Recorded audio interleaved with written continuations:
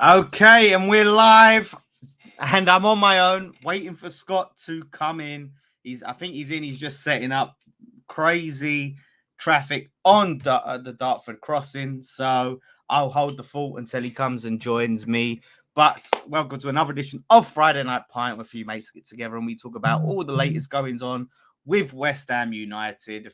Quite a few bits and pieces to talk about. Thank you everyone for waiting in the chat. Good to see everyone.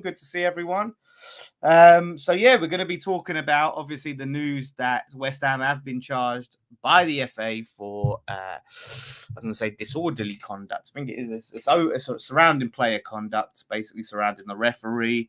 Getting into the Liverpool game. Obviously, Nicky and Ryan are in Mexico for his wedding. So it wasn't up there for none of us were up there for the Liverpool game. So we didn't get to really, I done my instant match reaction. We didn't get to really get into the game. So we're going to talk a bit more about the game and look ahead to the Bournemouth game. Speak of the devil, and he shall appear. Here he is, the devil himself, Scott. How's it going, mate? Oh, good mate, you all right? Not too bad. Literally just finished my intro, and here you appear. I told you, mate. I told you I'll be with you as quick as I can. I just see your picture. Been a nightmare this week. Yeah, I just see the picture. It looked mad. Yeah. So yeah, you all right? Here you are. Look, Corona in hand, ready to go. Got to get in Mexican field with the other two boys out in Mexico, haven't we? Yeah, they've been sending a few pictures, posting pictures. The bastards, they're looking like they're having a good old time. It's been absolutely pissing it down here, honestly. Yeah, that's it, so I don't suspect they're missing it, but definitely not. Mexico's a lovely place, and knowing them two, they're proper enjoying it. So yeah. We got a lot of people in the chat, a lot of regulars, Miss Amaret and Kimbo, Steve, WHU Bell, E20 Zone, John, JT, good old Philip Demicoli, good old Phil Brown. Got everyone in the chat today. I can't remember how to say it. How do you say this? Dalbster LCFC 92 Leicester fan. Dalbster, isn't it? I think so. I think that's it, mate. It's the old Downster. So, yeah, everyone in the chat, thank you for joining us. Obviously, like I said, we've got a few bits to talk about. I mean, we might as well get into it, really. Yes, mate. Mr. C, shout out Mr. C as well. The news came out that we've been investigated, we've been charged, and we've got till Monday to respond to the allegations of basically player misconduct, our actions for the players surrounding the referee. Obviously, this was after the referee intercepted Bowen, blocked him from getting to the ball, which resulted in Southampton scoring a goal. Players obviously unhappy, going to the ref going, what are you going to do? You can't let that stand. You've fucking cost us a goal, mate. And so it seems to be for that reason we've been charged. Arsenal also been charged this weekend, so both of us got until Monday to respond, I believe. It's farcical, isn't it, though, mate? Let's be honest. The fact that the goal stood is farcical. You know, I know they've changed the rule with the foot being allowed over the line or whatever it is, but again, that in itself's a bloody joke, because I'm sure if you stepped foot and handled the ball in that position, you'd get given a handball and a free kick. So that's a joke in the first place. Them not letting the public know properly, that's the second one. Look, the ref's in the way. Yeah. I know the ref's class as a field of play, but again, they've changed the rule that if the ball hits the ref can give a free kick. So what's the difference with the ball, the ref obstructing a player? Yeah. You know? And the fact that they're charging us with our players surrounding the referee, do they not watch teams like Spurs and Liverpool and Chelsea week in, week out surround the referee for the past God knows how many years? Oh, yeah. They've done it for years. I'll tell you, mate, the FA and the referees, they're an embarrassment to themselves after time, I tell you. You know, they change the rules to suit other teams and suit themselves. And as I said, if you're doing us for surrounding the referee and not controlling our players, you should be doing that to certain other teams week in, week out, because they get away with it all the time. Yeah, again, it goes back to a lack of consistency, which I think we always talk about with the officials. I mean, and that's the thing. I can understand the rule because you don't want players trying to intimidate or influence. And it's the same with Klopp. He's appealing it, so obviously that's why he got to be there for the Liverpool game, the West Ham game. You don't want managers or players being able to influence decisions through surrounding the ref and all of that sort of thing. So I understand it, but you're right, it's not consistent. But at the same time, they've announced this, but we don't hear about anything to do with the referee. The referee, completely shocking. And we don't get to hear, well, what's being done with him? Obviously, you know, is he going to be demoted? Is he going to be taken off games? Is he going to get training? You know, things like that. And that's the thing that frustrates fans, I think, is that the referees seem to be bulletproof. And I say this time and time again, anyone in their normal people in their job, you keep making mistakes, you keep making poor decisions, you're going to get the sack. They're going to say, I'm sorry, we're going to have to let you go. You're not quite up to standards. Do you know what I mean? Like, but they can do it every single week with help now, with support. They've got all the support in the world. Technology. That's the thing, and I think, you know, you normally know, you can normally tell with the reactions of certain players and certain punditries and things like that. And I'm sure, obviously, I didn't see the game live, but I'm sure he was commentating, turned around and said this is going to get ruled out, and it didn't. You know, and if the ex-pros who are doing the commentating and the punditry are sitting there saying that, you know, it's this is the thing for me. I'm big for that in the VAR and stuff like that. You should have ex-pros. You know, you should have people that have played the game and understand the game a lot better than people that haven't, or people that have reffed the game for a long period of time. And, you know, look, I'm with you. I don't think players should surround the referee. You know, but referees after time don't help themselves. But again, you shouldn't. It should be the captain approaches the referee, and that's it. It's hard to control yourself in that situation when you see such an awful decision like that, and such an awful example of refereeing positioning and things like that. In an emotional game where stakes are high, it's hard to, as a player to go, oh, well, you know, we'll sit back and relax. Declan Rice, you calmly go and talk to the ref. And they have to understand that. You know, there is a degree of emotion, but and the referees need to be able to deal with things in the right way. But I think they should look more at themselves and less at player conduct. So I think when Swansea got done for it fairly recently, got charged £5,000. So I don't know whether because we're a Prem club, it will be slightly more, but I think it will be negligible. We're not going to be talking millions, or probably not even hundreds of thousands here. So it's not going to have like a huge impact. Obviously, you know, we don't want to pay anything, but it'd be like you said. I believe the higher the league, the higher the fine, so to speak. But it's not. They're not ridiculous amounts of money. It is only going to be £10,000, something like that. You know, to a football club like a Premier League football club, that's not a lot. You know, they probably set aside a certain amount of money a year to pay out in fines anyway. Yeah, exactly. You know, so yeah, you're right. They probably got a little fund there. So yeah, we'll just have to see what it is. But it's just going to get frustrating every week now. And now we know, like, oh yeah, a ref can literally just stand in front of a player and stop him defending a ball or running through on goal potentially or anything, and it's fine. Nothing happens as long as he don't touch the ball. As long as the ref don't touch, he can get in the players' ways, but as long as he don't touch the ball, you can't call a drop ball. That's got to be rectified immediately. That rule. The thing is, it's not even that. It's just a bit of common sense about it all. Do you know what I mean? Like the referee must have known that he impeded Bowen from getting to the ball, and the fact that he impeded him then allowed the shot to go off, and the goals. It's just common sense. That's all we're asking for—a bit of common sense. That's the thing. I'd feel horrible about that. As soon as you'd go, oh, shit, like, and you'd blow up immediately and go, look, sorry, look, we're going to drop ball. My bad. Let's rectify that. Yeah, and that's the thing. If it's 15 yards deeper into the pitch, and then he runs, takes 3 or 4 touches, and bangs it in, you can't really argue. Yeah, he has impeded it, but there's opportunity there for someone else to put a challenge in to get closer to shut him down. It was literally instant. and it's because he's got that space from Bowen being impeded that he scored the goal. Yeah, exactly. You can see from a mile off Bowen would have got to it.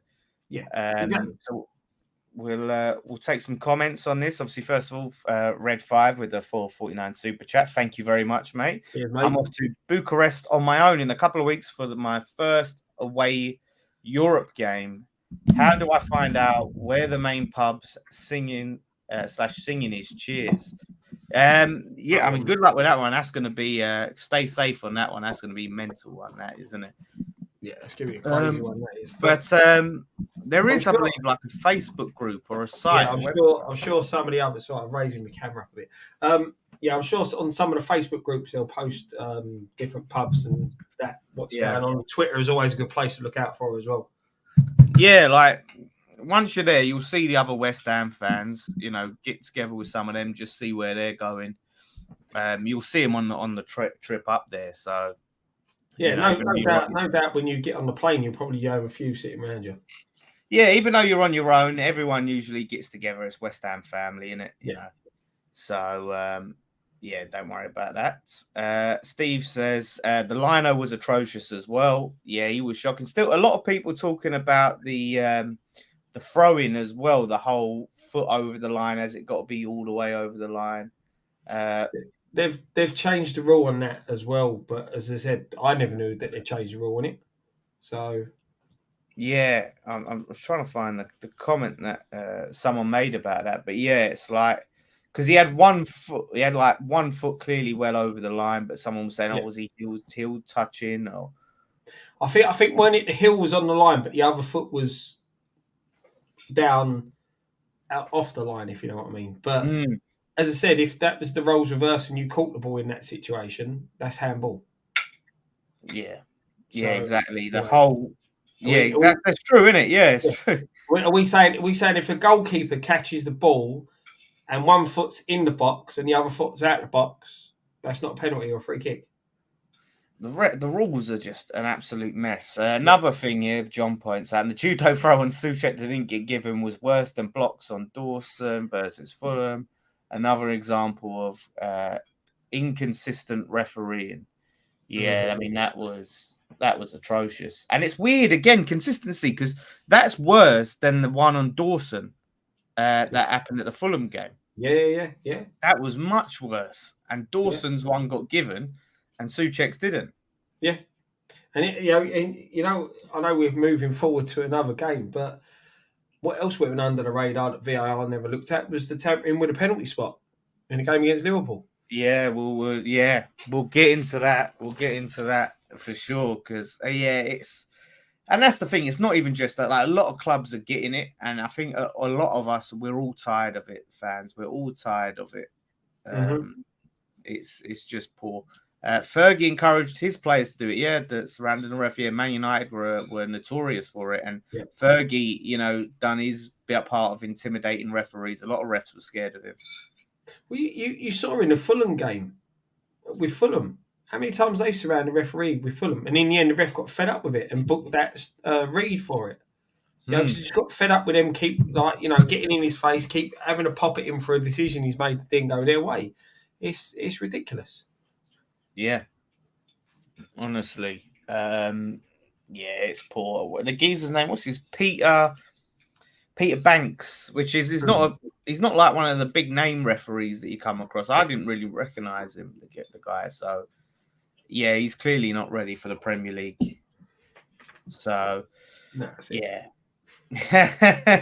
Curtis says, is Dan going to be a bit positive today, or is he going to be the negative bastard he usually is? Well, I'll try. We're going to see some positivity and some negativity from you. Yeah, I will. The Liverpool game, I might be a little bit more negative and try and sprinkle some bits of positivity in, and I'll try and show more positivity for the preview for Bournemouth. So there will be. I'm gonna try, but I have to just give my true feelings on it, and you lot will tell me. Look, if you think I'm wrong, say it in the chat.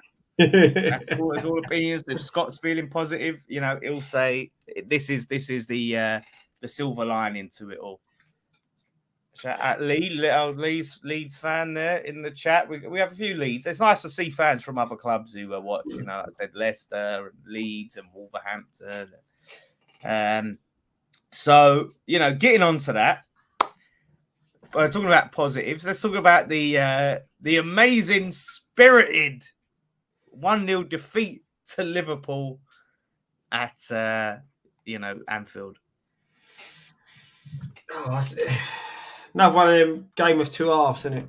It's negativity, oozes negativity the first half, but then positivity the second half. And how many times we said that this season? I know, mate. Do you know what? Right, it was one of them. You see the starting lineup. I was really pleased to see Flynn Downs being given a chance.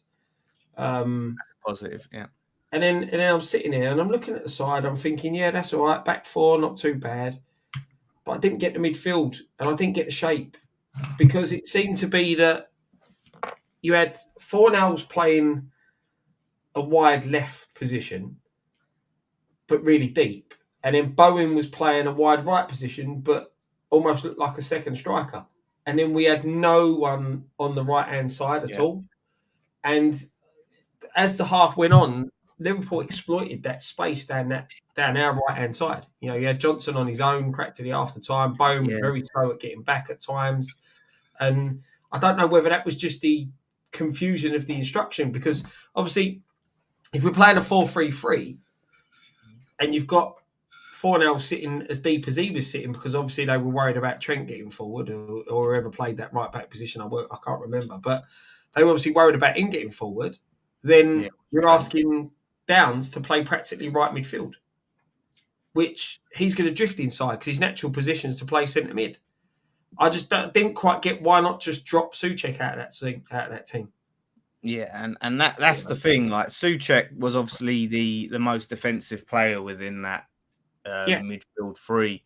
But all of them sort of really, Rice is naturally a defensive midfielder as well.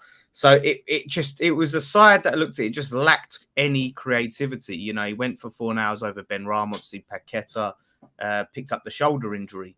Yeah. And I just looked at that team, and a lot of people have sort of given Scamacca a bit of stick, but they weren't just any creativity for him. We went there to just soak it up, maybe get a 1-0 if we're lucky, snatch something. Yeah. And that's an interesting point about, because I thought Johnson was quite poor, but you're right, not much support for him, probably made him look worse than he might have been in that situation. This is what I said. Look, people, are upset because they're thinking people are saying, oh, you expect us to go out all attack and all guns blazing at Anfield. No, you just give us a chance, an option, something there that when we do get a moment, when we do get the ball, we can make the most of it. And that's the problem. Yeah, and the thing is as well, Dan, what you say there is, it's like saying what we wanted to go all guns blazing at Anfield against Liverpool. The last few games we played against Liverpool, we've took it to them. We took it to them. We haven't sat back. We haven't just been completely negative. We have took the game to them, and we saw that in the second half. We took the game to them in the second half, and we should have got something out of that game. Liverpool fans say, "Oh, well, we missed chances as well," but we should have got something out of that game. It was just lack of finishing, and again, I don't get why Bowen's taking penalties. I know he scored the last two, but I never feel confident with him taking it whatsoever. And when you've got, you've got other players in that side who are on the pitch that take penalties, give it to them. It's that.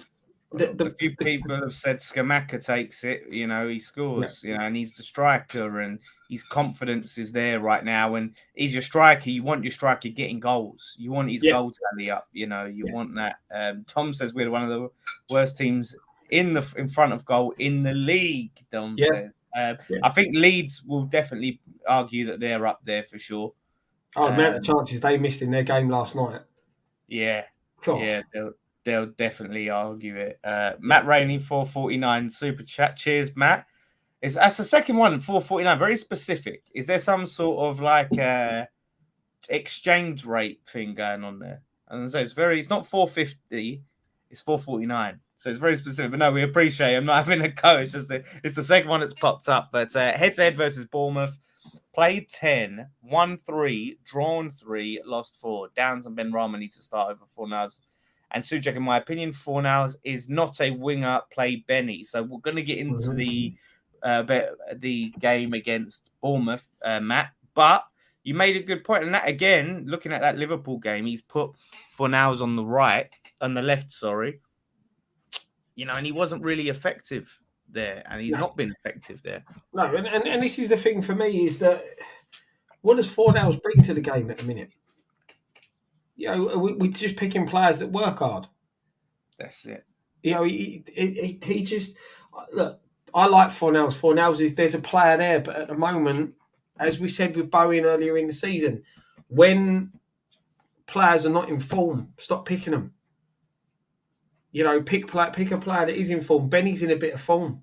Benny, when we lost Paqueta to that injury, and we knew he weren't going to be available, Benny needed to start. Benny needed to start for the simple reason is, with Scamacca without a player that's going to set him up, you see the understanding that Paqueta and Scamacca have, and it really worried me when I saw that the fact Paqueta weren't playing and Ben Rama wasn't either, because them three midfielders, they're not creative. They are generally there to defend. They're defensive midfielders, all three of them. As much as Souček gets forward and Souček scores goals, he's not going to pick a pass. All right, Rice has got that ability sometimes, but you've not got a creative player there, and then you've also then got you haven't got natural wingers to get the ball out wide to whip the ball into the box. You're playing players out of positions that doesn't suit the player you've got playing up front. Yeah, and no, absolutely, and I agree. I think if you have Souček out of the side, you can have Fornals in the middle and Ben Rama on the left, because then you have the work rate and a little bit more defensive grit of Fornals and the creativity of Ben Rama. And I think that's the balance that we needed. So, and he didn't go for it. So Dom's to be fair, Dan, you've got it bang on there, mate. The balance. Yeah, getting the balance right. There was no balance. Balance that initial team. But yeah, Dom's saying it's a clear issue. We can't use good XG as an excuse like some idiots that Dom's had some big debates and big arguments with people on Twitter. It's funny because I did the podcast with Dom and Marshy, and he was bringing up my arguments on Twitter, and then like the next day, it's him arguing about XG. But the XG argument of us having good XG, Dom, actually backs up your point that we are bad in front of goal, because we create a lot apparently. And the thing is, people are arguing, it was a great game because we had higher XG.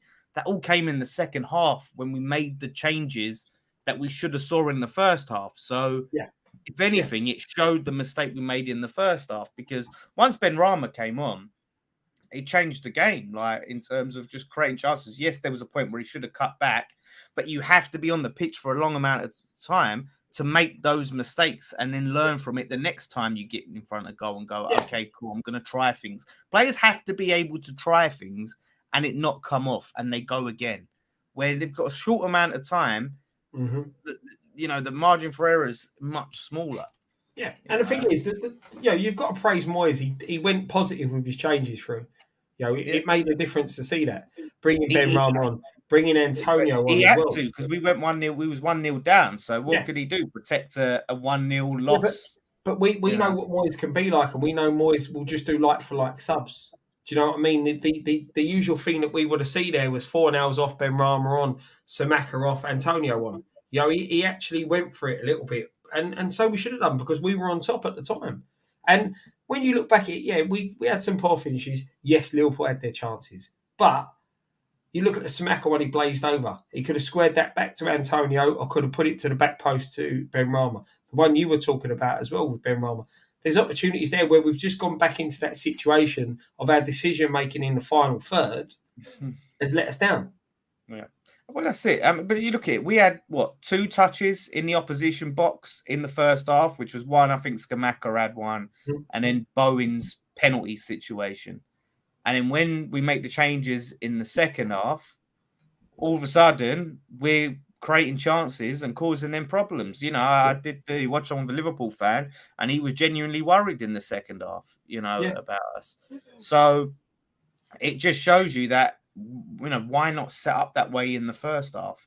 We weren't defensively fragile, and when we made those changes. So I don't see why we have to park the bus that much. I mean, like we alluded to earlier. I mean, the penalty, regardless of what Van Dijk did, the penalty was atrocious. He's floated it towards the goal. Anyone could have. Roberto could have saved that goal, that penalty. Last week. It was that you could see it coming a mile away. But the interfering with the penalty spot, things like that have to be looked at, surely. Well, this is it. It's a bookable offence. It's cheating, is what it is. Yeah. It's cheating. And that's the thing. It is a bookable offence, and this is the problem, that it's again been gotten away with. The TV companies pick up on it.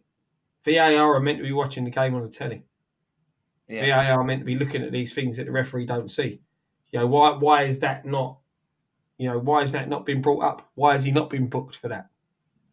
Yeah.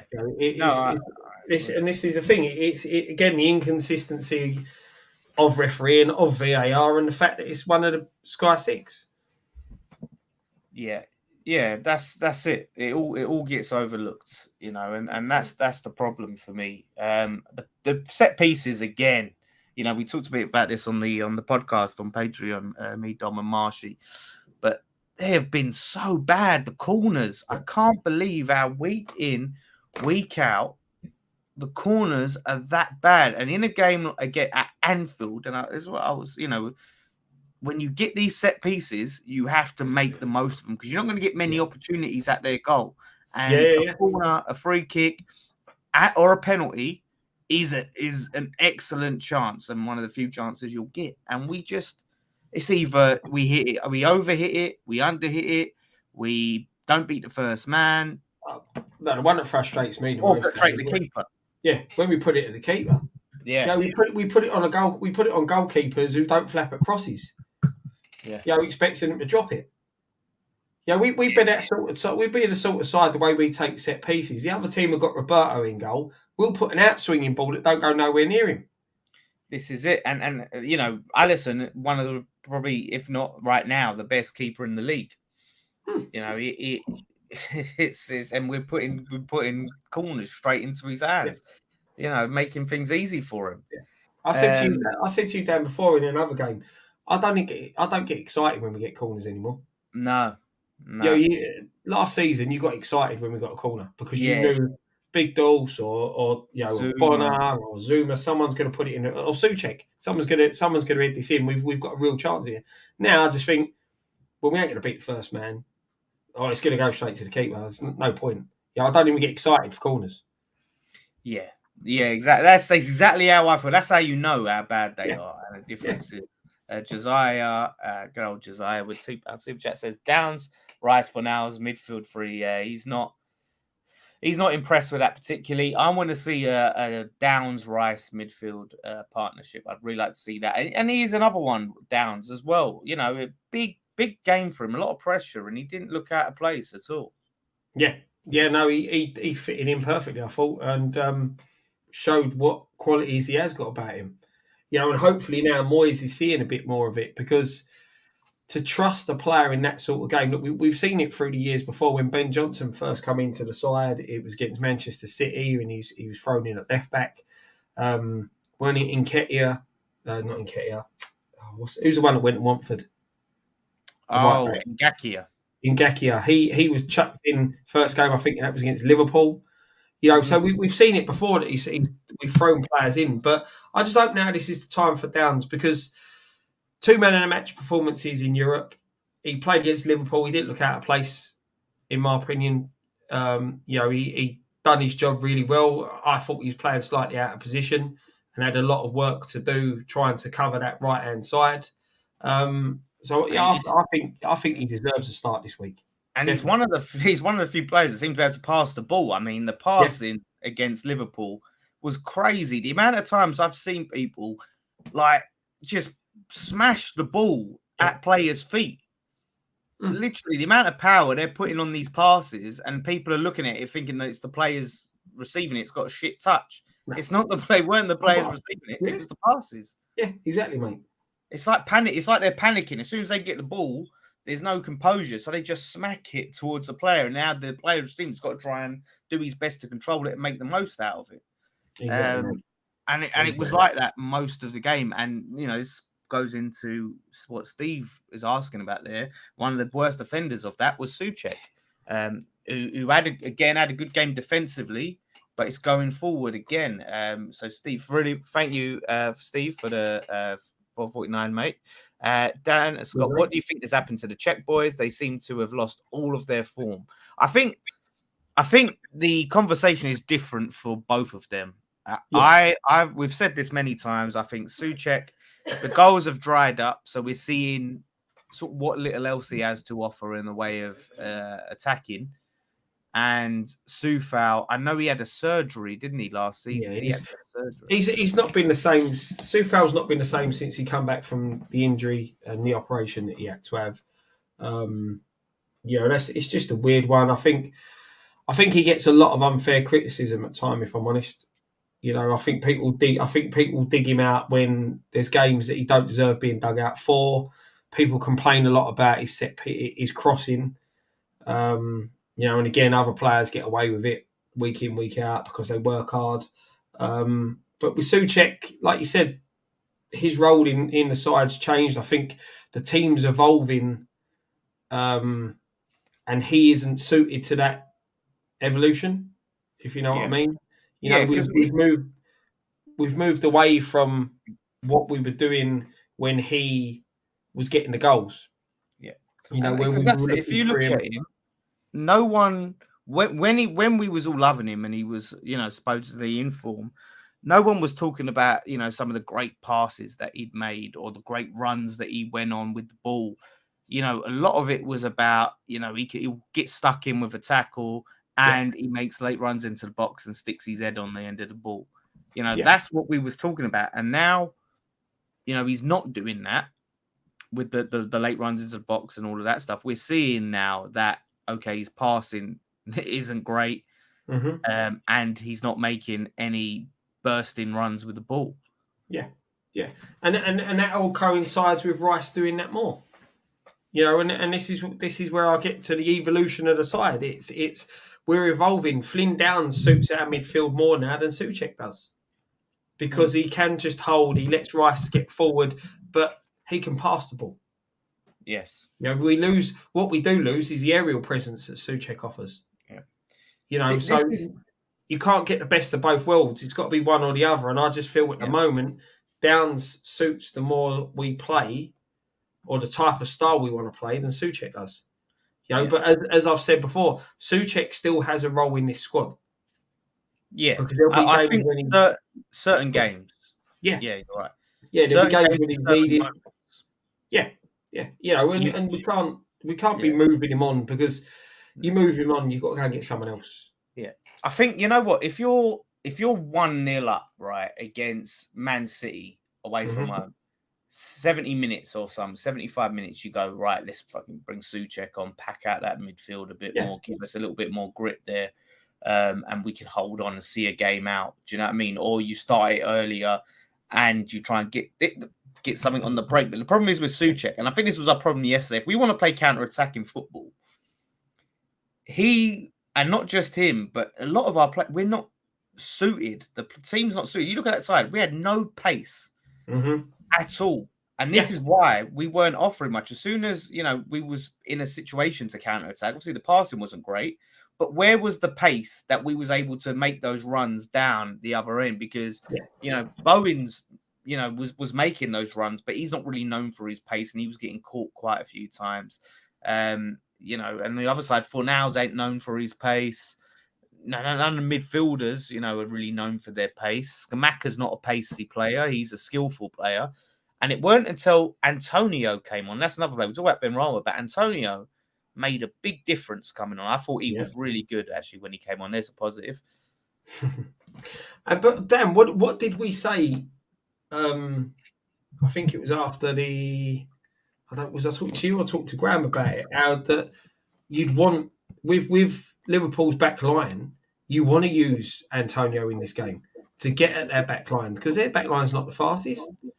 Antonio coming on late in the game to get at that back line. Or I would have said if someone like Trent was starting at right back, you play Antonio left wing because there's always that feeling you want to put that type of player like Trent on his back foot. You want to have to make him defend because he's awful at it. Yeah. And with a player like Antonio, he can't afford to burst forward because they know that ball into that channel, Antonio's there because he's beating them other defenders to it all day long. And it's all about having a game plan and looking at the weaker links of a good Liverpool side. Liverpool, we know they're a good side. I disagree with Dom's comment that he put his last comment, but he said that the score, like, if Liverpool wanted to score more, they would have done. I just think it. They didn't take their foot off the gas. That first half, Liverpool didn't take their foot off the gas. The second half, they didn't take their foot off the gas. City took the foot off the gas after they got the second goal against us. That's the difference in levels. I think it makes us. I think it sort of flatters us a bit, and it makes us seem like we were better than we were overall. Like we went there, we competed, and it was fine margins. It's just the first half, but it was fine margins then. We had a bad first half, but could have easily been 1-0 if we give the penalty to the right person. Yeah, I think To be fair though, when I look at the penalty, it weren't necessarily. I mean, it was a terrible mistake from Gomez. It was ridiculous. Yeah. I mean, it weren't even like there was no need to make that challenge. No, going at his back to goal, all he had to do was stick with him, put the pressure on, and he goes and throws his leg into it. But yeah, I mean, it ended up being a little bit finer margins in the end. But I think it sort of sweeps under the rug a little bit and makes us seem like we went there and the game plan was right from the start, and it wasn't. No, that's it. The game plan wasn't right from the start. The game plan was wrong because that's why we took a bit of a battering in the first half and only had 2 touches realistically in their box. But you've still walked away at half time 1-0 down. The changes that we made and the way we come out in the second half was massive. But that wasn't because Liverpool stopped playing. That wasn't because Liverpool just went, all right, we've got this 3 points. It's going to be easy. It was because we upped our levels, because we started competing. And that's the difference. You're looking at a game over a 90-minute period. First half, as we said, 45 minutes, wasn't good enough. But only winning 1-0 down. And unfortunately, missed the penalty. That penalty goes in. We come out the second half the way we did. Our fancy is to score. Yeah. Then this is it, and this is what Ironic's one has said here. We don't take the game seriously until we're a goal down. It seems like it does take going a goal down to give us a kick up the arse and actually take the game to teams. It's really, really annoying. Every time, I don't know what Moyes is saying to him. I don't know what his mindset is of going there and going, right, let's just take it easy to start with. See to get, ride it out, and we'll start to pick up. Yeah. We'll pick them off later into the game or something. I don't know. It's we never know. Sometimes I think Moyes is part of his own downfall in a way. Sometimes I don't. He like never won at Liverpool or something. It's just because he goes into the game too negatively. And I thought we were past that against these big sides. The way we performed against some of the bigger sides over the past couple of seasons, it's just frustrating. It's just frustrating. Yeah. We're not sort of performing like a top 8 team. We're not playing like a top 8 team. We have the mentality of a top 8 team.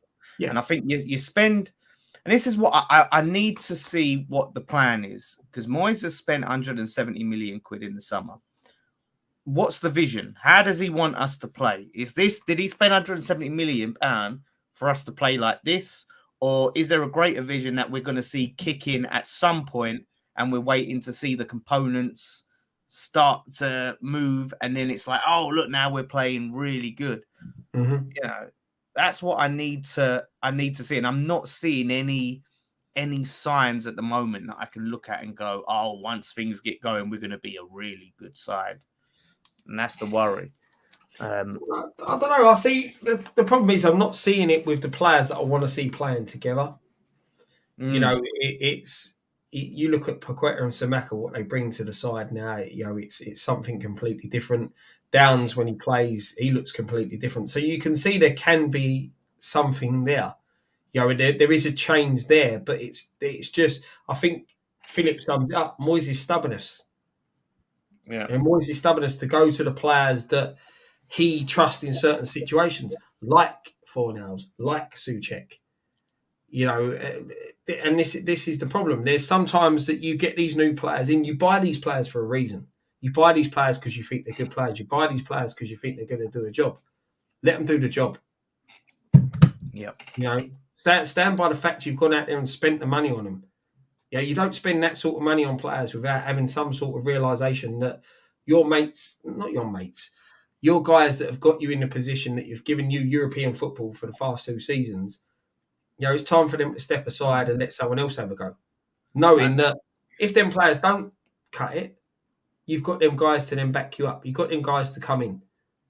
Yeah. And there's players there now that are taking stick, and some of it is uncalled for what they've had to take. But you can protect them players a bit now. You can give them a rest. You can take them down. You can say, right, look, you ain't playing well at the minute. This guy's going in. As soon as he makes a mistake or you start proving to me in training that you can do better, you get back in that side. And you've got cup games where you can go and say, like, you know what, you're not just going to sit on the bench and wait your turn. You want to be playing, but at the moment in these games, right, I'm going to go with this team, and you're going to be playing against Anderlecht or FCSB or whatever, you know, Bucharest or whatever. Like you'll be playing against those. And as we've seen, this has happened. Players have got their chance playing in them. Downs has had to wait for his chance. He's played in European games. He's played well in European games.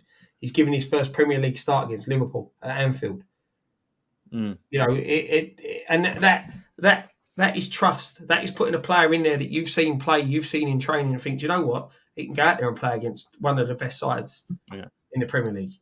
And it seems as well like there's a little bit less. Patience sounds like the weird word because it seems like he's being patient by not playing these players, but it's like I see a lot of teams will sign quality players that will improve their team and they'll put them straight in, or it won't take them long to start.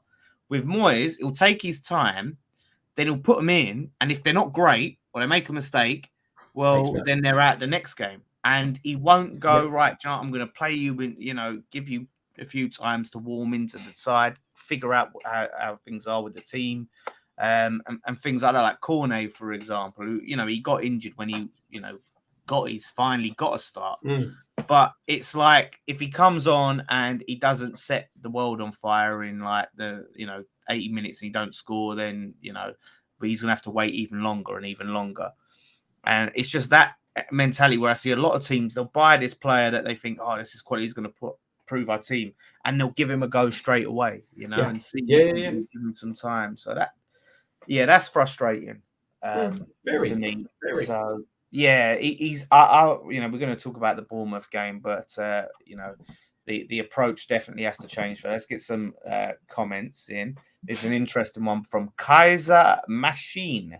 It says, have we improved with Warburton as the first team coach? And it's hard to pin anything on Warburton because we don't know like exactly what he does and how much of the team's influence was Stuart Pearce and how much he was involved, because there's so many moving parts. There's players that have changed, there's coaching personnel, players that have, you know, left, players that have come. Moyes obviously might have changed up the approach, so it's hard to even pin it on him, to be honest. No, definitely, because, you know, you can sit there and say, well, the position we're in the league now warrants that we've not improved under him since he's been first team coach. But like you said, you've got so many moving components. It's hard to pick. You know, like you said, we don't know what he does. You know, does he coach the defence? Does he coach the attackers? You know, what and this is the problem. I think with Piercy, you sort of miss having that character around, because Piercy's a good character. You know, he knows the game well. He talks the game well. You know, and he's experienced a lot of levels of the game. So he's going to be a big miss, and it's hard to replace someone like that, as we've seen with Nobes dropping out of the back room, dropping out at the side and out of the thing. They're players like that and people like that who are influential around the squad at times, and once you lose them, it's so difficult to replace that. Yeah, and at the end of the day, any of these coaches, they're coming in to help facilitate the manager's vision and the manager's ideas, So it all comes back to the boss. The buck has to stop with the boss. So Harry Pages, damn, West Ham haven't conceded a goal from a corner this season. Yeah, so it shows we're great at defending them, just not great at taking them. That's all right. So basically, what we've got to do is get excited when the other team get the corner. Yeah, brilliant. Oh, great. We're not going to concede from this. Oh, that's great. And it's crazy because we were top 2, number 1 a lot of the time for goals from set pieces last season, I think it was. Do you know the funny thing is, right, with true commentators' curse, the fact that the commentators started saying West Ham scored more goals than anyone else in the Premier League from set pieces, we stopped scoring. Yes, why aren't these journos asking these questions? This is what I'm saying. They don't ask the questions that you really want to know. Why is so? So how come the set piece goals have sort of dried up this season? And I'd be interested to see what Moyes is. Oh, we're focusing on other areas in training, or we're haven't got this player who was integral with. We don't practice because we can't hit the ball more than 10 times in a training session. I tell you, Bowen and Creswell's corners have been so bad, and they keep taking. I remember there was a game recently. I think Lanzini came on, and he was taking them in place of Creswell. I think it was, and they were just so much better when Lanzini was taking them. This is the thing, mate. This is it. I'm sure as well. Weren't one of the reasons we brought Crane in to was to improve our set pieces, and I don't think he's took one. Yeah, that's it. I tell you what, Snodgrass, he was brilliant. He could whip a ball in, that guy. Yeah, I'm sure I remember Gokhan that being one of the only things he was good at when he came. I remember saying he's taking his corners are brilliant, but everything else is crap. Yeah, and it was the same with Payet. Everything else was brilliant, but his corners were crap. Yeah, he was the opposite. The frustrating thing with Payet, the anti-Payet. Yeah. Yeah, the biggest frustrating thing with Payet was when he went to France. We need someone else when we have Downs and Paqueta. Well, Paqueta's injured, and Downs obviously hasn't cemented himself as a week in, week out starter yet. Yeah, and I think what I was getting to with that was if we lose Souček, can you hear me? Sorry, every time my soundbar it changes sources from optical to Bluetooth, and then the sound goes. I don't know why. Yeah. What I was saying, we need to replace Souček is because of the squad size. We don't want to go back to a situation where we've not got enough squad players. Yeah, exactly. That's especially we want to try and go in these into these competitions. Oh God, we got Spurs fans in the chat. See, they don't care about us, but here they are. Welcome. But yeah, it's so. No, it is frustrating, but obviously, I'm. Look, this is the thing. A lot of people seem to think I'm anti-Moyes or Moyes out. I'm not Moyes out. I think he, at the moment, I'm happy to stick with him. I think I want to see this vision out. I want to see. You give a man 170 million pounds, and he spends it. And in my opinion, he spent it well. I'm happy with the players. I was happy with the players he signed at the time. And after seeing a bit of them, I'm happy with the players now. I'm just at the moment a bit frustrated with how those players are being utilised. But I'm keen to see how the vision sort of unfolds, really. Yeah, exactly. That's it. Mate, you've got it bang on. It is. The players he signed, they've improved. They've improved the side. Yeah, right. The results are not tallying up how we want, but Kehrer, he's an improvement of what we had last season. Samaka, improvement of what we had last season. Paqueta, improvement. All right, Aguerd's got the injury. Downs has just replaced Nobes. And again, that's a hard role to replace. Yeah. And then obviously Areola as well coming in. Who else did we sign? I think there's someone else I've missed. we signed. Yeah, Cornet, Downs. Oh, Cornet. That's one I missed. Cornet. You know, and again, we started seeing what he could do, and he gets injured, which is typical West Ham fashion. Yeah, isn't it? Both Cornet and Paqueta injured, but it's the Benrahma stuff is what I can't get past. And look, some people ain't for him, and I'm not saying he's the second coming of Dimitri Payet, but he is warranted a start in this side. He came on against Southampton, got an assist immediately. Came on against Liverpool, changed the game. There's other games he's come on and got assists or got goals, or earlier on in the season, when he was starting, he was one of our best players, and he just gets dropped like unceremoniously. Like he can do one bad thing in a game, or he can have like a bad 10-minute spell and he's dropped, and I can't understand that. And I just think it's poor. And when other players can be poor week in, week out, Souček is not immovable. They work hard. They work hard. Bowen is another one, and Fornals works hard. It's great. He works hard. This is the thing. Like, it goes back to balance. Do we want a team of players that are just sort of workhorses and have no technical ability and no creativity?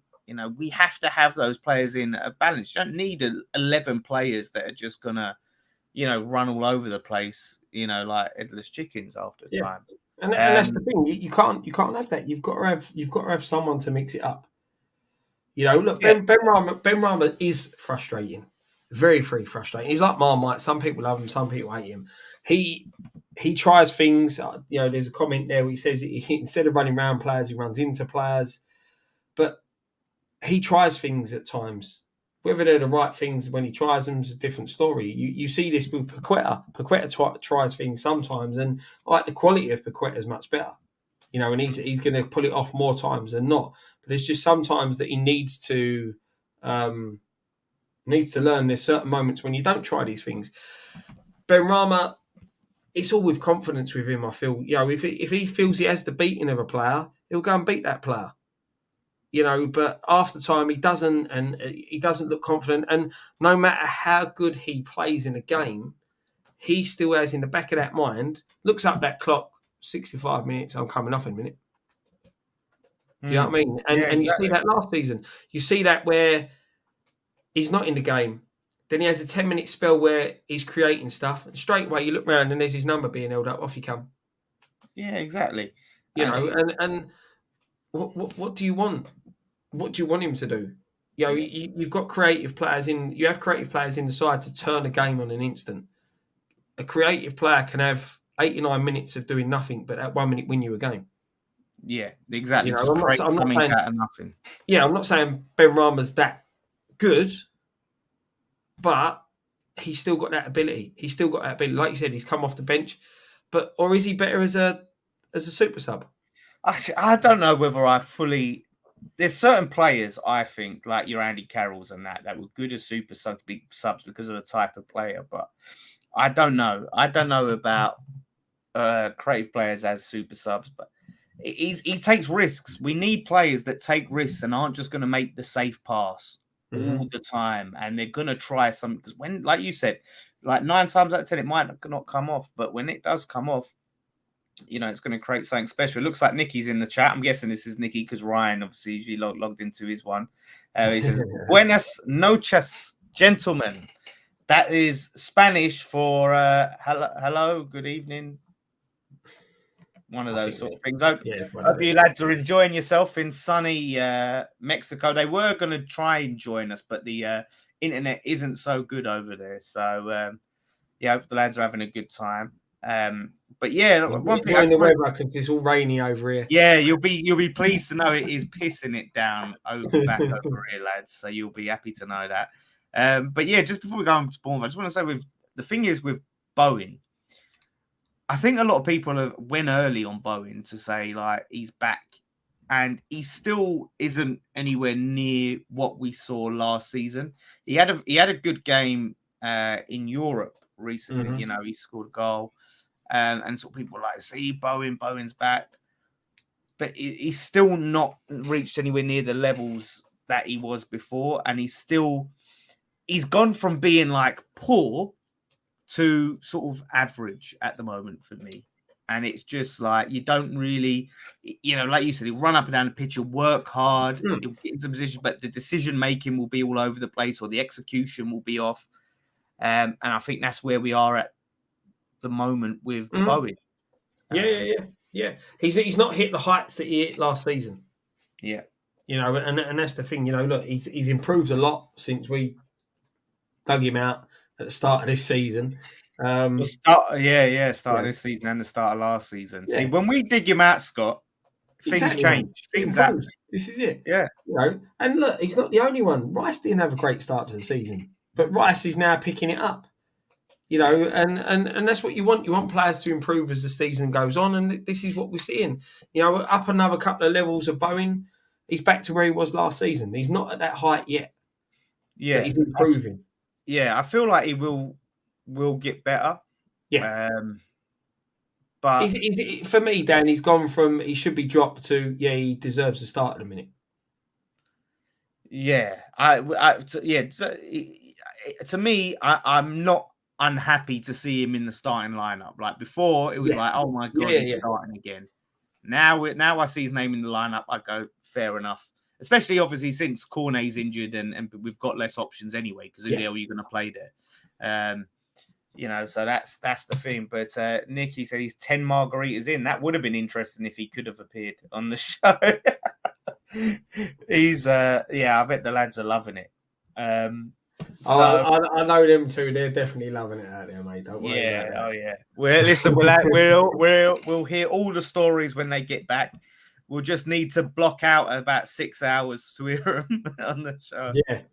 We'll have to have a rundown first, and then we can edit out what we can't. Yeah. Maybe we'll get Ryan to give us the summary, and we'll have a special show where Nicky can tell the unabridged version. He means he's 10 margarita pizzas in. Not anyway, not these days with the amount he can eat. Actually, he's large. He's extensive eating days are behind him, I think. So looking onto the Bournemouth game, then hopefully is where there could be a bit of hope. And Sammy jumps there. 7 points adrift of top 7. Keep the faith, everyone. It's still, we're still at that point where it just takes a little run and things look completely different. Yeah. And Bournemouth is a great chance to start at Bournemouth at home. Well, that's the thing. You look at, what was it? Liverpool was the first defeat in 6 or 5. It's such a thing, though, isn't it? Like, it's such a weird... When we include the cup games... Yeah. It can make it sometimes sound better than it is, because you look at it and with the exception of Anderlecht, and I do think we are a much better team than Anderlecht. I mean, they're ninth in the league, but like we should be beating these teams. Whatever anyone thinks about our European pedigree or whatever in this conference league, some of the leagues, and if we were playing them in flipping pre-season friendlies, everyone would be expecting us to beat them. We should expect to beat these sides. Yep. It's the bread and butter, the Premier League. Our form hasn't been great. To be honest, obviously, how many wins have we got? We've got 3 wins this season in the Prem out of 11. Yeah. 9 goals scored. And most of them goals obviously have come towards the later part where we had the 3-0 against Fulham. So that's like a third of our goals in one game. Yeah. Yeah. So that's where the worry sets in, Yeah. When you look at the stats like that is quite worrying. And again, it goes down to how poor we have been in front of goal. You're reverting back to that statistics that we were mentioning. It's somewhere where we need to improve. Yeah. It's almost looking like latest the last season when we was in the Europa League. It was like two different teams in each competition. Everything looks amazing and rosy in Europe, and it's completely dire in the Prem. But we're just not at that moment yet where Europe can take the attention away from our Premier League form because we're only in the group stages. No, and not only that, it's because we started the Premier League form so poorly before we even got going in Europe.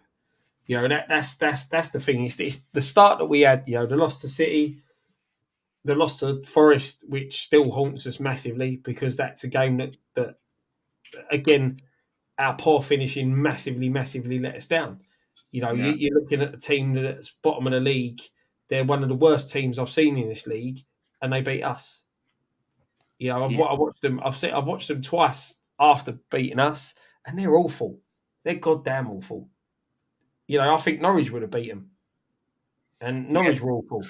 That's the frustrating thing for me. Is that them lost points there. Like Southampton are a side where they're a tricky side, aren't they? Southampton, they always are. They're one of them teams that they'll go and get hammered one week and then go and get a result you don't expect them to get. So a point there isn't a bad point. I think in the grand scheme of things, I feel like if we would have won that game, Hasenhüttl would have been sacked, right? He was on death's door. More than likely. They were shocking. I expect Arsenal to, completely turn them over this weekend. Yeah, it's that's the time. Like usually, I think, like you said, they're a very unpredictable side, Southampton. I think this season they've been just especially poor. But they seem to be getting a little bit better. They do seem to be getting a bit of improvement. But Bournemouth, on the other hand, they've won I don't think they've won a game in their last 4. So they lost to Southampton. Yeah. Fulham, they drew with. Leicester, they beat Leicester. So they got 1 win in their last 4, right? Drew to Brentford. Weren't they sort of unbeaten up until Southampton since they got smashed by Liverpool? No, they got 9-0 by Liverpool. Yeah, they drew with Wolves. Yeah. Beat Nottingham Forest. Brighton game got postponed. Drew with Newcastle. Drew with Brentford. Beat Leicester. Yeah. Drew with Bournemouth. And then lost to so unbeaten in a lot of games, but not winning, winning games really. So I think they've got 3 wins as well. Yeah, but you look at that. You look at that from the fact that they got smashed 9-0. Then they've changed manager. And they've tightened up. They've got themselves playing a bit better. Right? They lost to their rivals the other night, but it's a team that we need to beat. It's a team that we now in the situation that we're in. We need to be beating these sides, and that's no disrespect to Bournemouth. Gary O'Neill's doing a good job there from what he's walked in, but we need to beat this. We need to win. This is a winnable game for us, and this is a game we need to win. Yeah, we can't afford to start slowly. We need to take it to them. We need to be very, very attack minded in this game. Mm-hmm. Because they've got some decent players, granted. But I just feel that we've got too much for them and we need to take them to the sword. We need to put them under pressure from the start. And especially the fact that it's at home, under the lights, we can't let them silence us. Yeah. We need to go out there. We need to put the performance in from the off. And this is the thing. If we don't, the atmosphere changes and it becomes tense and nervy. Yeah. So the players need to come out, from the traps, get the crowd up for it. And I'm not trying to hear any excuses after this about referees or bad luck or anything like that, because yes, every complaint about in those games have been valid, but you have to start looking at yourselves, right? After one game, you come away and you say, the ref, like the Southampton game, the ref done us dirty there. But when you look at over the course of 11 games and you go, oh, well, this game, the ref screwed us, and that game, the ref screwed us, and this game, you have to start looking at yourselves, and you're going to have those. So you have to do your job and control what you do. And that's it, mate. You like you said, look at the Chelsea game, completely robbed. Game against Southampton, decisions didn't go away. We still missed chances in them games that we should have scored, that we should have put the ball in the back of the net. Nottingham Forest missed a penalty, should have scored. How many goals should we have put away in that game? Yeah. And that is it. You have to look at yourselves, because at the end of the day, you take your chances. These decisions don't matter. because them decisions are not going against you at key moments because you've took the chances earlier on. You've took the chances that, he should have scored that. He should have done better there. How has he not hit the target there? You know what I mean? You put them balls in, you put that ball into the back of the net. These refereeing decisions don't come back to haunt you. The fact that we're not doing that, the fact that we're wasting so many chances in front of goal, again, we're going into games and we're taking so long to get a shot on target. That's the ridiculous thing. So long, and you see other teams who have 20% of the ball have shots on target. We can't even get a shot on target. Yeah, we don't test the goalkeepers. Exactly. We had 25 shots against Southampton and four on target, I think it was, and they had 8 on target. That's embarrassing. That's embarrassing. It's and this is the thing. I was going to say, there's a bit of it like, I know, like, obviously Scamacca prefers a shot from distance, and it is kind of refreshing to not have to, walk it in the back of the net or try and score the perfect goal. It's like, okay, let's give it a go. But, we need to create more chances for our striker, so he's not having to just pull something out of nothing. And I think, with this Bournemouth game, there can't be any excuses. This is at home to a team that are, where are they? Low down on the table.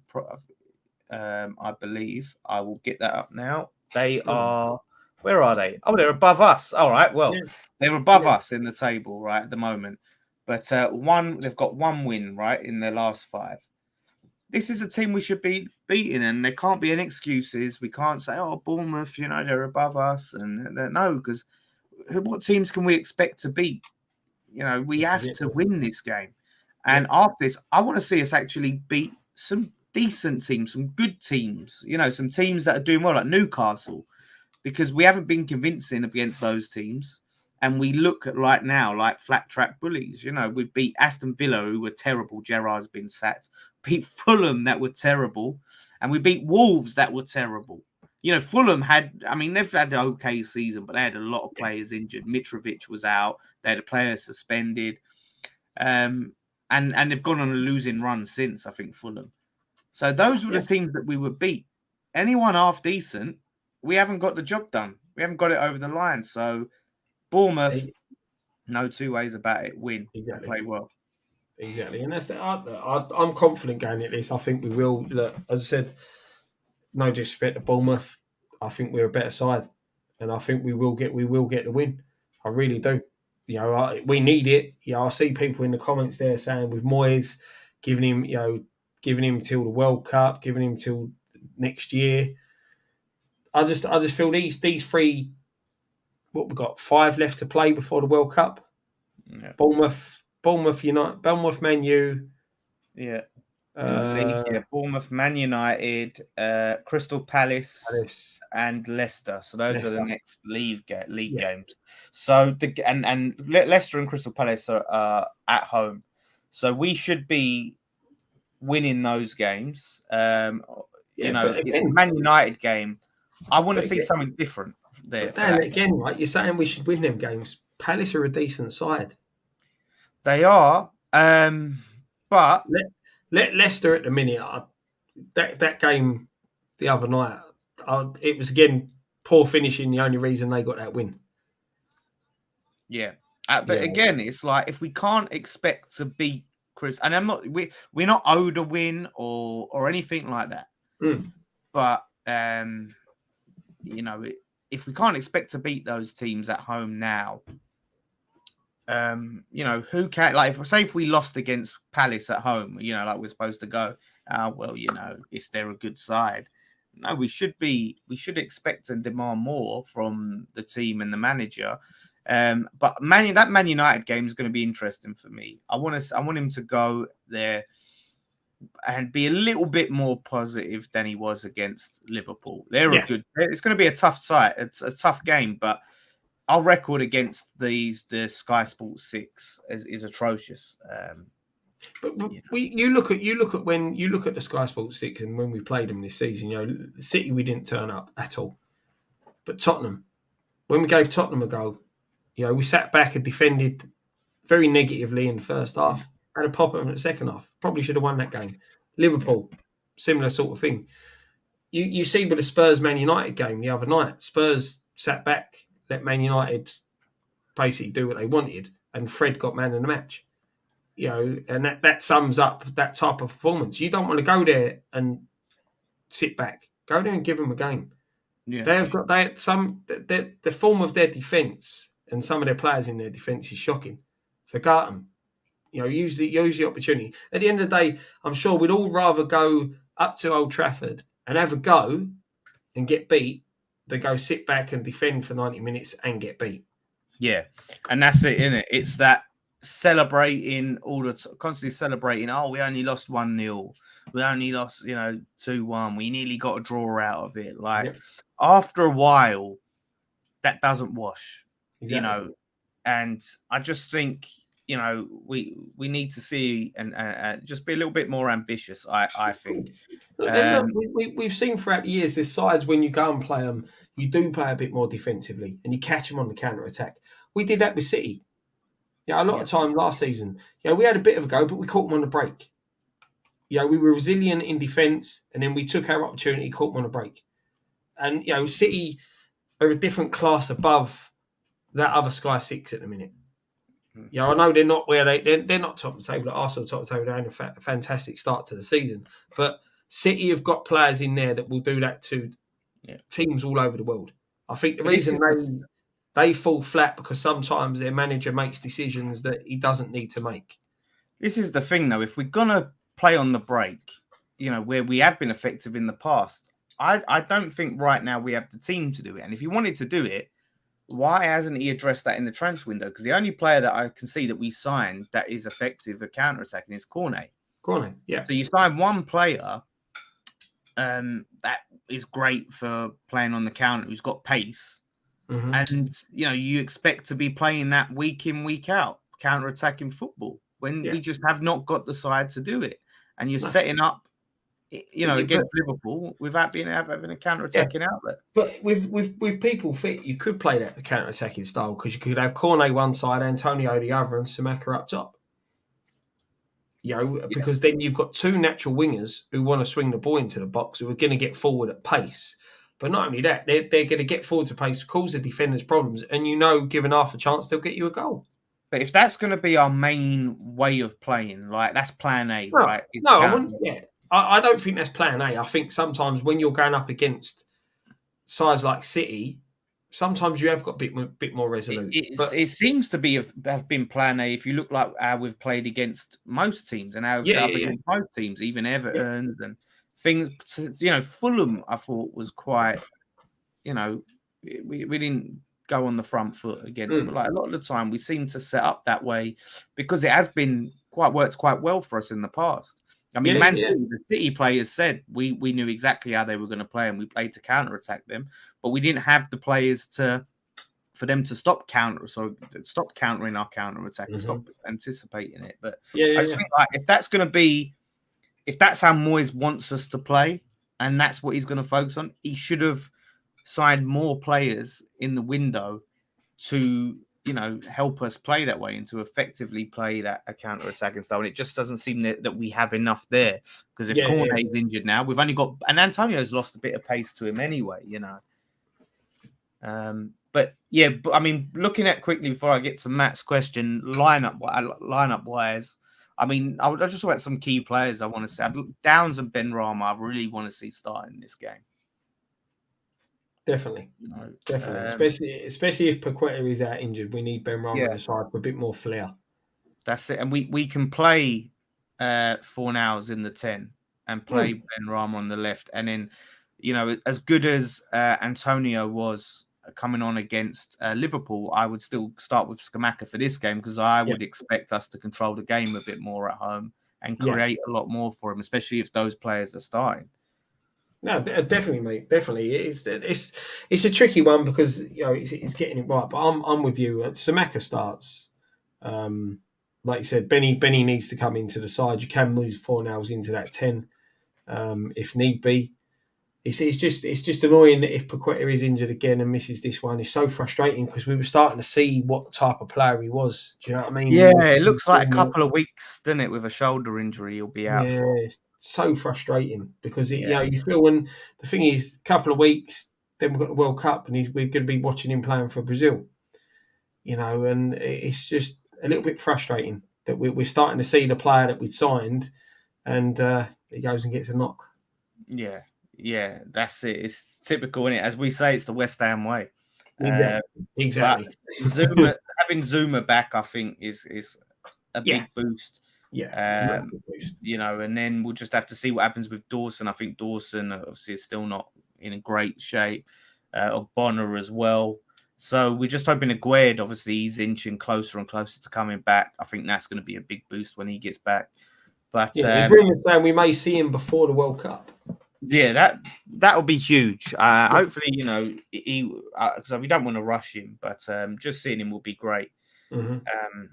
So yeah, we'll get into that. Matt Rainey 449 super chat says, in your opinion, lads and chat, would we be considered a top 6-7 club if we do win the ECL? It's still a European competition, and Spurs bottled the Champions League final. It's still hard because obviously, listen, I would say that, of course, I would say that it puts us above Spurs. Look, we win the trophy more recently than them, but it definitely raises our profile, and it's sustained success, not necessarily sustained winning every season, but competing for those positions in the league every season. Competing for trophies, so we get into semis, every season or every other season. That consistency, that's what puts us in that conversation. Leicester, you look at Leicester, they're not in the conversation really at the moment, despite winning the Premier League, because they won the Premier League, then they dipped. They won the FA Cup, and they've dipped again. So they haven't. It's been peaks and valleys. You need that consistency of around those positions. That's why Spurs have been in that conversation despite not winning anything for all this time, because they've always been in and around the Champions League and in and around getting to a semi-final here or like the odd final, so I think that's what does it. I don't think winning the ECL puts us in the top 6-7 category. I get what you're saying with it is a European trophy, and it's a European trophy, and that's why I'd never turn my nose up at it. But if you turn around and said to me, do you know what, we're going to win the ECL, but we're going to finish 16th, I'll take it all day long. Does it make us a top 6/7 club? No. And this is the thing.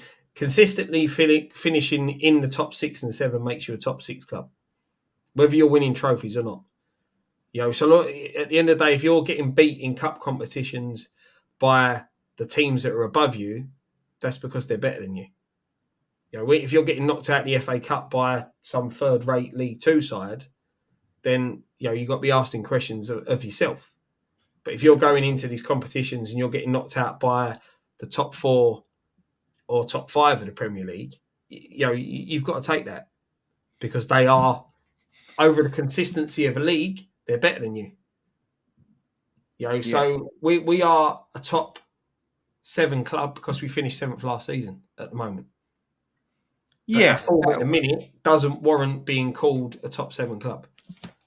Yeah, and that's the thing. Like, in the grand scheme of things, if you say West Ham, obviously we've finished 6th and 7th, right? It just takes a bit. If we finish 6th or 7th this season, then you can look, they're a top 6-7 club. Like, you expect West Ham to be in one of those positions. Like, when it comes that we're expected to be around there and we actually do meet those expectations, then you can see it. But we're still, trying to prove that we're not just, a passing phase. It's the same thing, your principle. Why do we call Spurs a top 6 club? Because they consistently finish in that top 6. Yeah. That's why they're in the conversation. They've won NAFL. Yeah. So they're not a top club because they've won loads of things. They're a top club because they finish consistently in that top 6. Exactly. And that's how they've been able to attract the Contes and the Mourinhos, because they've just been in and around those positions. So as much as I hate to say it, So Steve. Yeah, exactly. Yeah, I won't say it on any shows I'm on with Spurs fans, that's for sure. But Steve, good old Steve says, why not give it a go and play Antonio and Scamacca together? Yeah, I mean, look, we actually finally got to see it against Liverpool. You know, it weren't like let's take Scamacca off, which I thought it would be and bring on Antonio. It was like, okay, we got to see him together, and we looked good. It worked. You know, I know Scamacca didn't score and Antonio didn't score, but they've got, world-class defenders and a world-class goalkeeper at the end of the day. So we looked more of a threat with them. And the thing is, you can make that system work. You know, you could play a 4-4-2. You can play your Downs and Rice as the two centre midfielders because you're still going to get Rice bobbing forward and you know Downs can pick a pass. You can have Bowen on the right-hand side. You can put Benny on the left-hand side. You know, you've got to put a lot of faith down your left defensively because Benny isn't strong at that point of the game. You know, but you sort of can sacrifice a little bit on the right-hand side. You know, and get Bowen to work a bit harder and get back because, but there's plenty of options there. I know a lot of sides don't play 4-4-2 anymore. I know it's not really the formation to play, but what's wrong with now and again reverting back to it, mixing it up a little? You know, it's a system that everybody should know how to play. You know, so change it up. Give play. Have that two up top. You know, because there's you could always change it if it's not working, and that's the thing. You know, we've seen time and time again when we've played different formations, they don't work. We just stick with it. But why not try something different? And if it doesn't work, then all right, it didn't work. We gave it a go. Well, the starting lineups and the formations he's picking to start with as his first choice have been consistently bad because we start Paul every. So why not try start with something a bit out there? Start sort of how we ended against Liverpool. You know, take that team, take the team that finished the game, start it, try it, see what happens. You know, give it a go. Yeah, exactly. All right, possibly take Souček out and put Downs in because obviously Downs went off. But why not? Yeah, have a go at it. You know, you didn't get results out of it, but you saw an improvement out of it. Yeah, so start like that. That's it. I think fans, and this goes into obviously Tom says, "Would you sack Moyes?" Obviously, short answer, no. We've touched on that a little bit earlier, Tom, in the conversation. If you want to rewind back, and get the full sort of in-depth convo on that. But I think fans are more forgiving when the manager tries to go for it, tries to be a bit more progressive and experiments, and it don't come off than, you know, when you go negative and lose, you know, you play the same players in the same positions and it's just not working and you lose. Fans are more forgiving. If he did try Antonio and Scamacca together and tried a 4-4-2 or something, and it didn't work, and he changed it in the second half, we wouldn't go, "Oh, why did he try?" Some fans probably would, you know. But you know, the Moyes out brigade would jump on his back straight away. Yeah, that's the thing. So, but reasonable fans, right? If you look at it, reasonable fans won't get on his back or have a go at him for trying something progressive and what we all want to see. They'll go, okay, look, you tried that, it didn't work, but he made the tweaks he needed before. But it's where we're going with a negative mindset in games and it's not working, and you're like, well, why is he doing this? And plus, how late sometimes he takes to make the changes. A lot of the time, and that's the big sticking point for me. Substitute, and that's been a sticking point since like the first season back, even since the first time around. His substitutions, and he's gotten a bit better, to be fair, of how bad he was before, actually. But still, it's quite frustrating, you know, how late he makes changes, and it doesn't give that player coming on a chance to really impact the game. And the thing is, you see with his second comment, you know, why wouldn't you sack him? He's got no plan B. Same old every week, won't drop Souček. And this is what we were reverting to earlier on, where he trusts certain players and he is too loyal to them players and he needs to sort of mix it up a bit. And this is what we're saying. Mix it up. Change it up. If it doesn't work, you then go back to your regular players. The problem is that we say he hasn't got a plan B. I thought against Liverpool, you saw a sort of a plan B. You saw him try and change the game in a positive manner. For me, his plan B is more negative than his plan A. Yeah. But I see stuff. I'm seeing bits and pieces from him now. There's not a lot of managers in the Premier League who have got Plan Bs. If I'm Yeah, being honest, and that's their plan B would be. I revert back to when we played Wolves a few seasons ago, and they started without Chiore on the bench, but the thing and is, Moyes doesn't often have a plan B most of the time because, like you said, this was different because he didn't make. Usually, he makes like for like changes, which isn't the plan B. It's just swapping personnel. This time, we actually got to see changes of the system, which is more like a plan B. Yeah, but that's the thing. Not many managers have. Yeah, but that's the thing. I mean, and that's the difference between a world-class manager and a decent manager, and also a club that has more options.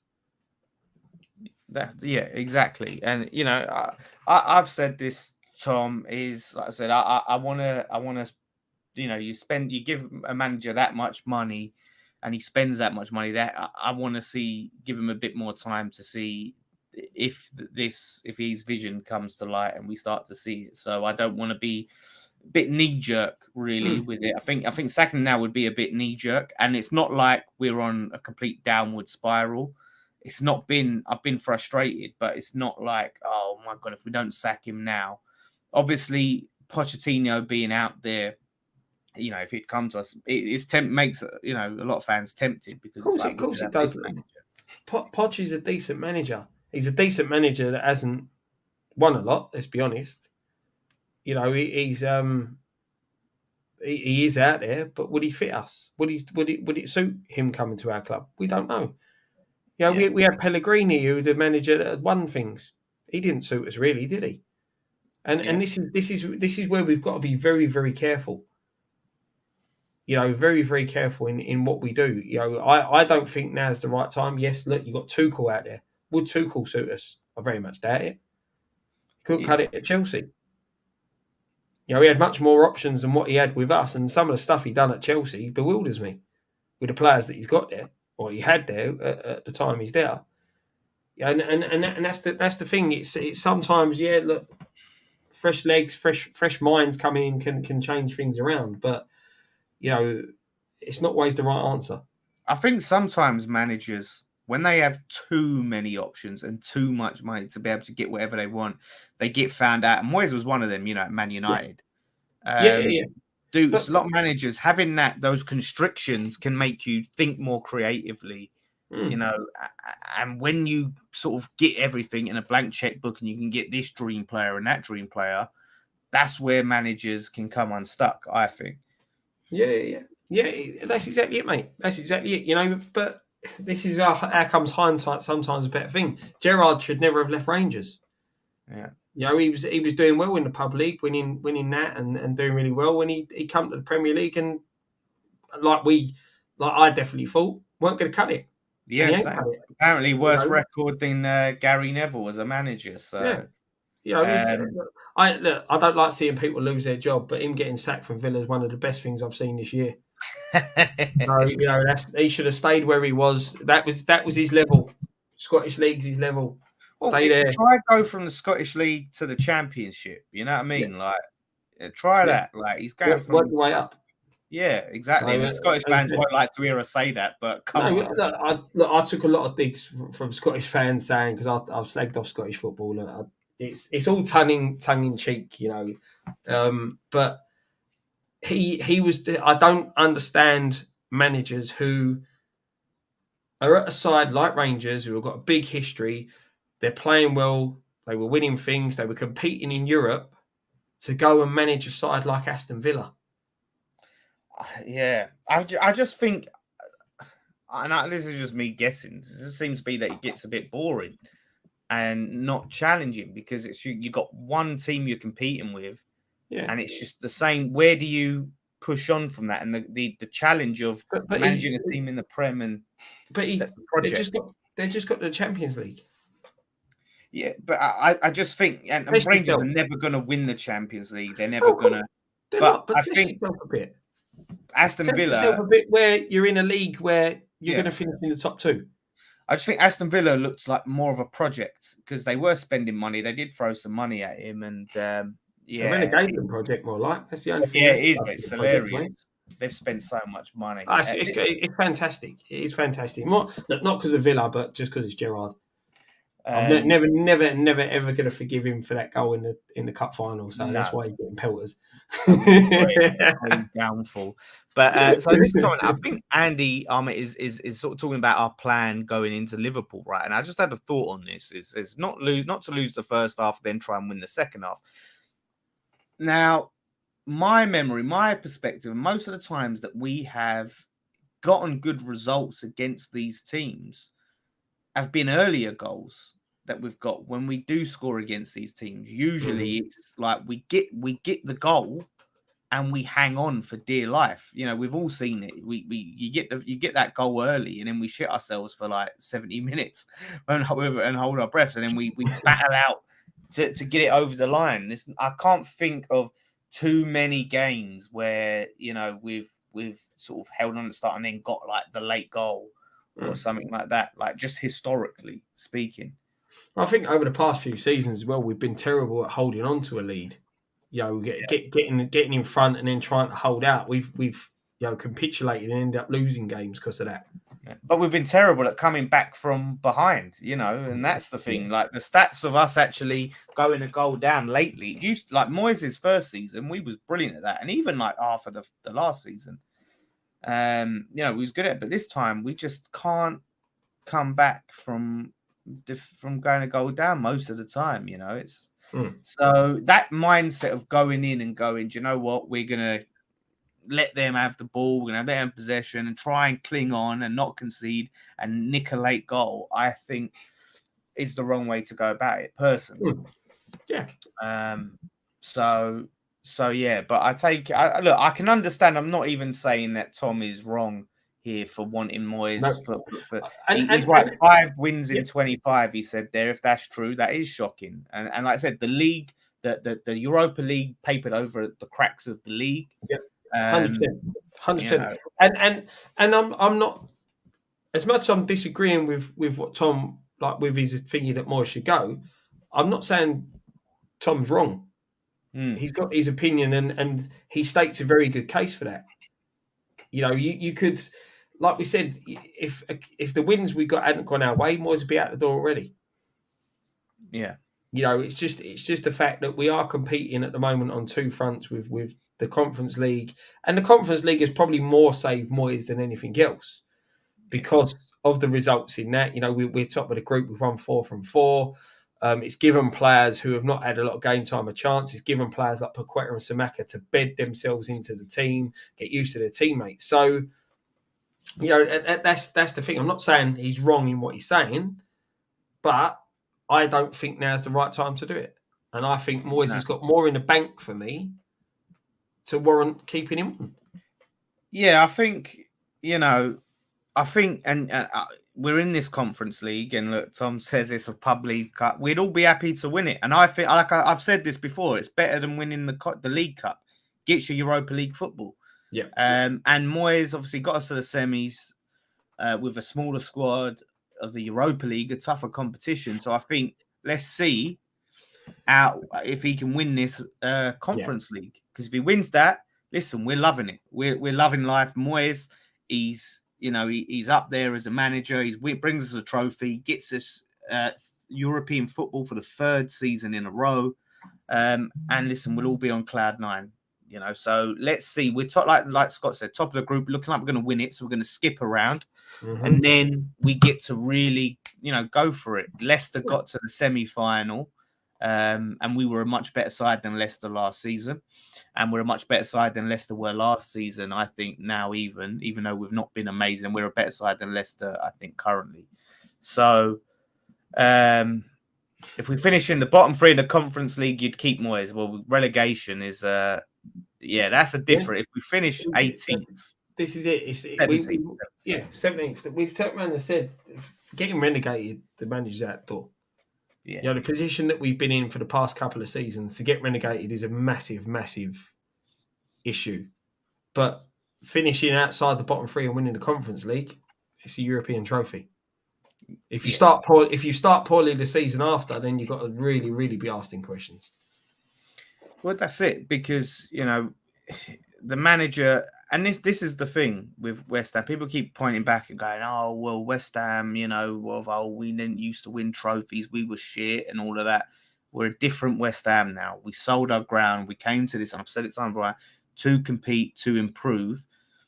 And yes, Moyes overachieved in his first season. You can absolutely say that. Mm-hmm. But Moyes, I've said this, if he finished 10th in his first season, and you would have said, okay, mid-table for his first season, full season, that's progress. Then we would have expected better in the season after that. We'd expect him to push on from there. 8th, maybe get into that Conference League, right? In his second full season, he got 7th, right? Then we would have expected him to try and win that. So, or get us back into them European places. So it's not like we're not where we, Moyes isn't. He's our objectives now aren't what they would have been if Moyes had underachieved or achieved appropriately in that first season.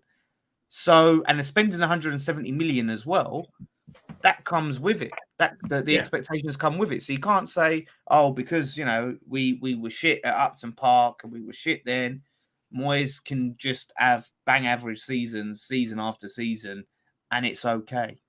We haven't brought him in for that. We brought him in, well, we need him to keep us up, but they kept him because they believed he was the manager to deliver on what they promised we would achieve, and what we all want to achieve. And, if he's not achieving that, if he's not the guy, then you go and find someone who is the guy. That's football. I'm sorry.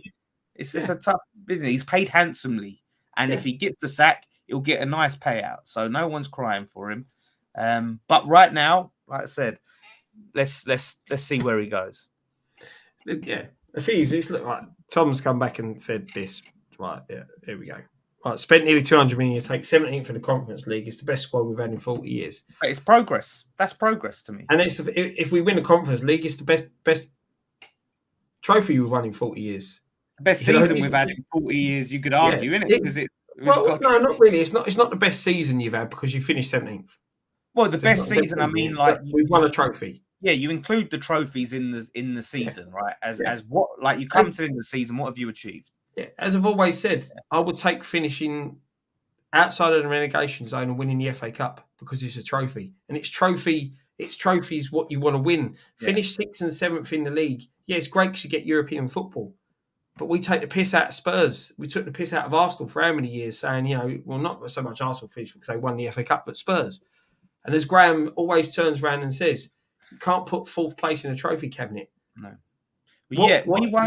What the memories that we have as supporters, what you always look back on supporters is the FA Cup wins. The Cup Winners' Cup win.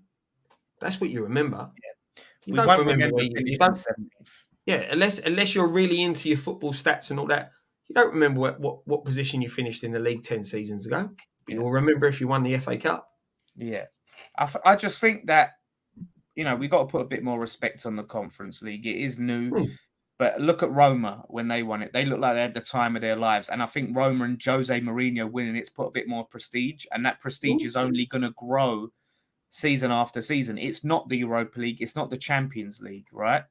But like Scott said, it's a European trophy. It's a trophy that could be won. It's a trophy, that I want to win. And we're putting something in that trophy cabinet. If we win that trophy and finish 17th, all anyone will remember about winning about this season is that trophy.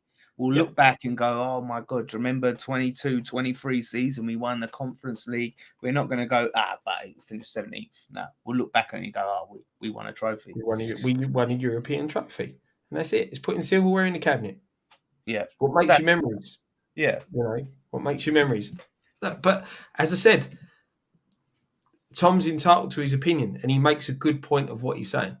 Yeah, that's it. And I've been one of Moyes' bigger critics, and I am still have my doubts and reservations over him for sure. But at the end of the day, just right now as it is, I'm not ready to commit myself to say he should be sacked. I want to see where this goes a little bit more. Yeah. And we aren't in disaster mode. We aren't in panic mode at the moment with the team. It's frustrating to watch at times. We're not where we hope to be in the league, but we're still only 11 games in. We're not massively adrift. We're not in the relegation zone. There's room and time to improve. So, yeah, there's no real justification, I think. I would take Pochettino if Moyes went. Yes, I would. So yeah, of course. As I said, he's a decent manager. Not one a lot, and it makes it tempting to say Moyes. Let's get. There's no guarantee we'd get Poch, though. To be fair, no, and that's the thing. There's just no guarantee. You know, and it would be. I know. Look, we're not in a great. When you look at the Premier League wins, we're not in a great run of form. I completely get that.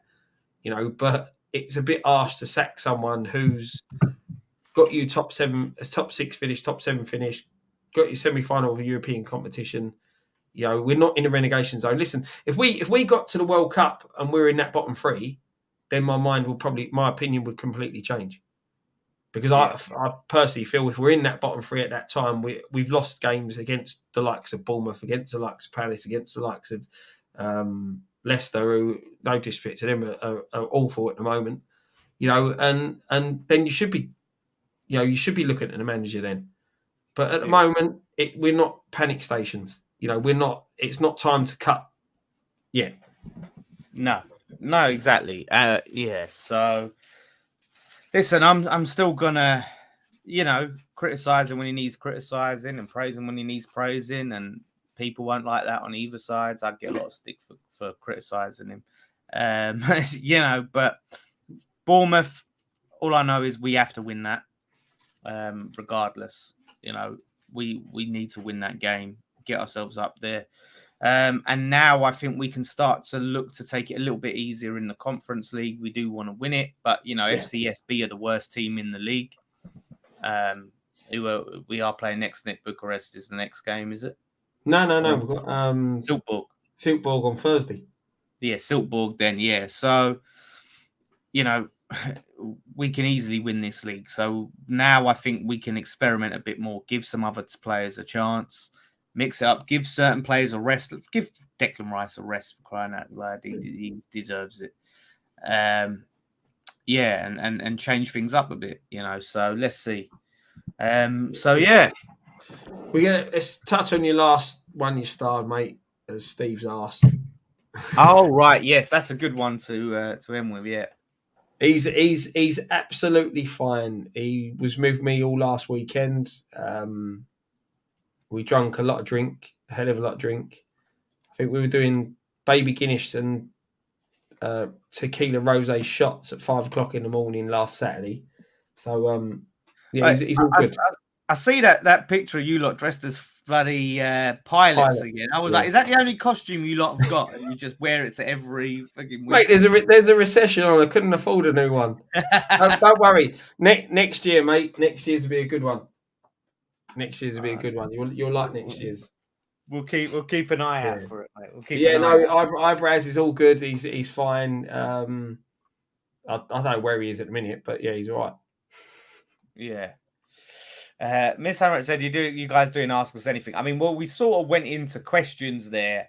I mean, my mindset is, and now, I look at it in terms of not every week us talk about crisps or favorite films or favorite telly shows, because we end up repeating ourselves. So I think keep it football week to week. And then like we said, that's my mindset. What Nicky wants to do when he's back is another thing. But yeah, not every week talk about crisps or double deckers or toffee crisp.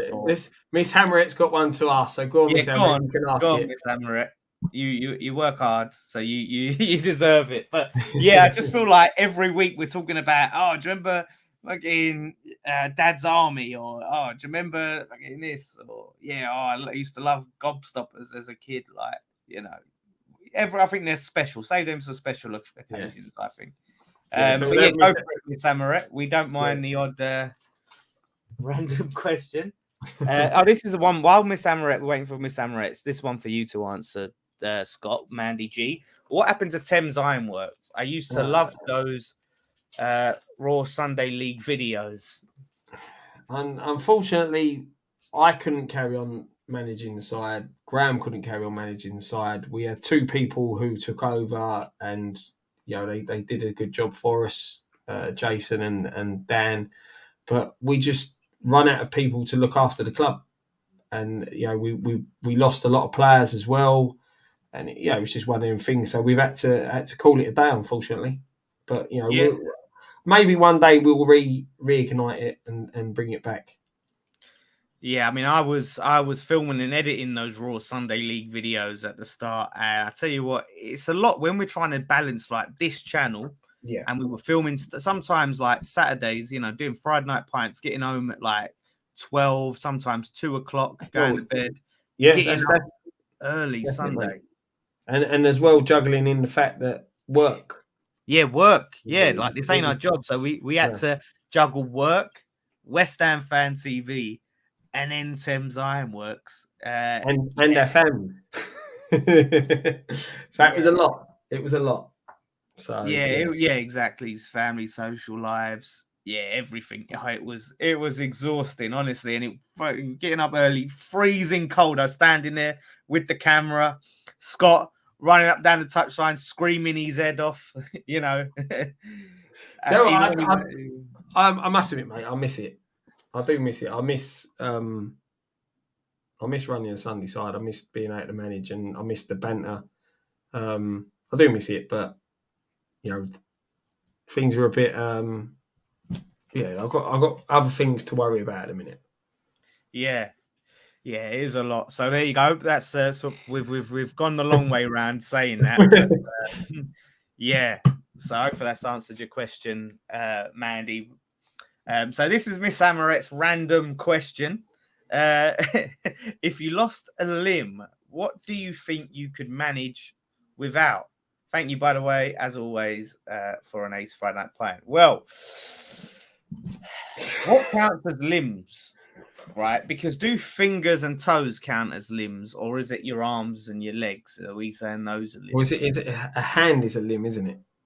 Hand, yeah, I guess a hand. Hand, feet, leg, arms. So that's what I'm going for. So if I'm losing, if someone turned around and said to me, "You've got to lose a limb," what one's it going to be? It's got to be my left hand. Because, I can't. Feet, I need. Legs, I need. My right arm, I need. The only one I could do with that is my left hand, because I could still work without that. I could still drive without that. Sometimes sexual organ counts. Maybe do about that. Apparently, I'm just looking on Google. What counts as limbs? So, yeah. But I mean, you are married, so they do say when you're married, you can definitely do without that. Two kids at home, that might be the one, Scott. If a hand counts, is it?